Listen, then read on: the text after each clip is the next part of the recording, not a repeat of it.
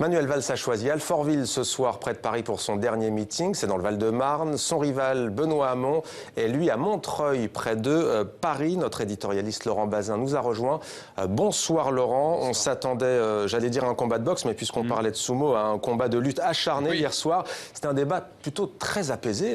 Oui, je prendrais une autre image. On s'attendait à règlement de compte à Hockey Choral et on a eu un film de Bergman. Vous voyez un peu le grand écart entre les attentes et le résultat. Par moments, on se serait cru même à un colloque d'assez bon niveau d'ailleurs, il faut le dire, sur la fin du travail ou la dette environnementale. C'est vrai que c'est assez rare à la télévision française, TF1, France 2 en même temps quand même, à une heure de grande écoute. Alors, ils ne sont pas d'accord.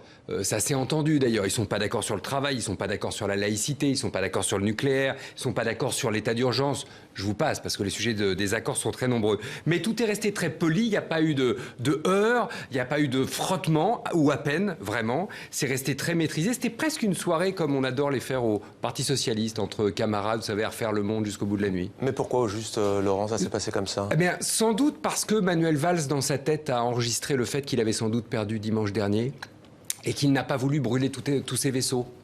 Qu'il a sans doute décidé de ne pas couper les ponts avec la famille socialiste et aussi de ne pas se montrer mauvais joueur. Voilà, de garder ce côté rassembleur ou en tout cas de laisser sa chance au rassemblement.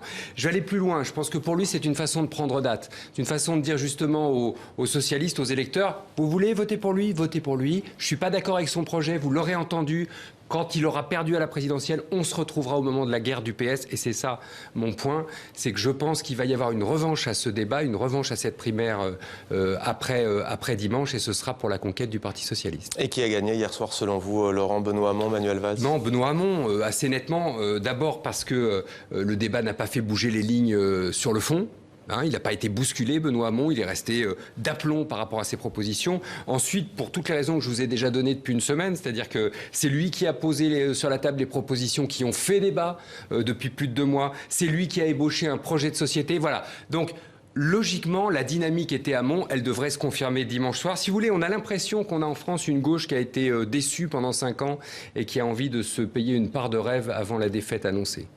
C'était l'éditorial de Laurent Bazin. Merci Laurent.